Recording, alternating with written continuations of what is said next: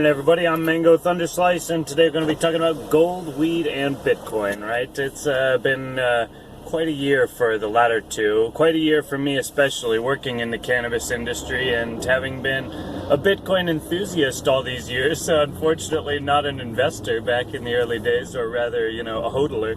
Hodler, right? I bet that's been singing around the world quite nonstop for the last few months. And you know what? Again, there's all these old, saggy white men getting fucking, pissy and their pennies in a bunch because of Bitcoin and because they can't explain it. Case in point, Peter Schiff, right? Who I used to like a lot. He used to actually have some relevance, but it's like, the thing is, there's actually, just like I say to the rest of the libertarians when they're analyzing Trump and his presidency, is like, just because you've figured out the non-aggression principle doesn't mean you've figured out the entire universe, right? Just because you've figured out Austrian economics doesn't mean that you know exactly how all the world's players work, right? There's this great game being played, and you think that you've read the rule book and now you understand how the game is played. Okay, that's very, very naive, right? And it's just funny to hear people squeal and squeal and squeal about currency and intrinsic value and hard value and real value, and Bitcoin's got to be backed by some government, or it's, China and Russia have to support it, or it's got to be backed by gold or backed by oil. No, it doesn't. First of all, if anything, fiat currencies, their mere existence proves that you don't have to have any intrinsic value. It doesn't have to be backed by anything. It is merely a trust mechanism. And as uncomfortable as that might make the gold bugs, right? And again, I'm cool with gold. I'm all about real sound money. But I think it's funny when people can't recognize Bitcoin as sound money. I think it's funny when they don't see the truth right in front of their faces, because they're so addicted to that idea that they're right and everyone's wrong. And, I predicted the 2008 housing crash. It's like, Peter, it's been 9 fucking years, dude. Just come on. You can't. I've predicted some cool things, right? It doesn't mean that I'm special, right? We're all psychic. It's just a matter of how much we tune into that energy, right? And, it's just funny, man, because the only intrinsic value is life itself, right? You can't eat gold. I'm not saying that gold doesn't have value, right? I mean, it's a good metal. It's a metal that doesn't degrade. Everything in this universe is inevitably turning to gold or lead in the alchemical sense, right? It's ascending above the speed of light or below the speed of light. But again, getting a little metaphysical, right? Gold is a good metal. I got nothing but love for gold, but I'm not going to pretend like it's got some pure, true value to human experience, and without gold we would all die. It's like, come on, it's all just a trust mechanism. You trust that other people will think it's a shiny metal, or maybe they'll know that it's a very good conductor of electricity, right? They'll know that it's used for different industrial applications. You're betting on the idea that gold will have value to someone else, right?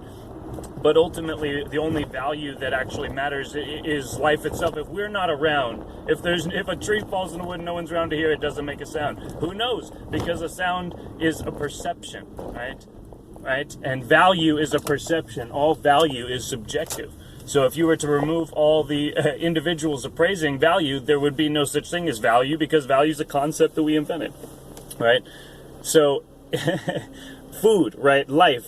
Children, basically clean air, clean water, that which facilitates life, that is true wealth, right? And anything that facilitates the acquisition of that is currency, is a store of value. It's a medium of exchange, right?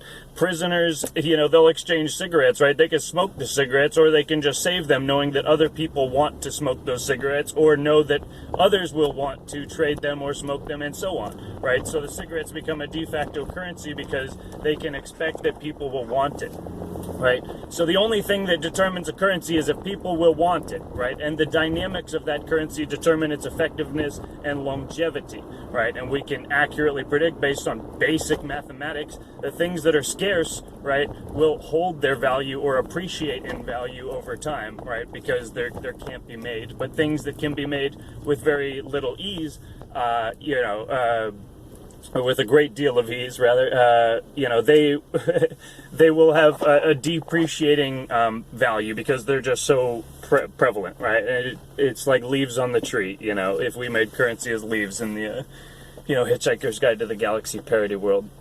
But I guess that's my point, and it's funny because, cannabis can be currency, right? When this country was founded, you could pay your taxes with hemp, right? It was a war crop. The hemp crop allowed ancient China to basically become the most powerful, military empire in that age, right? Because the hemp fiber was so strong that it allowed them to do more things in life, right? It allowed them to have a different life experience, and we might be uncomfortable with all that warfare and whatnot, but those were different times and different people dealing with different, situational contexts. And we're right here, and all we have to deal with is the here and now, and we're facing something so exciting, right, with cryptocurrencies, and it's just funny to see so many people just having cognitive dissonance, and they say, oh, the CIA created cryptocurrencies, I have to divert to Dumb and Dumber. It's like, just when I thought you couldn't get any worse, you go and totally redeem yourself. That would be the CIA if they fucking created Bitcoin, right? Because, and again, it's people not knowing, they're being illiterate with the topic. They're saying, oh, the intelligence agencies, they're all doing these things. First of all, the intelligence agencies are not and have not always been on the same team. Let's put that, set that down real clear.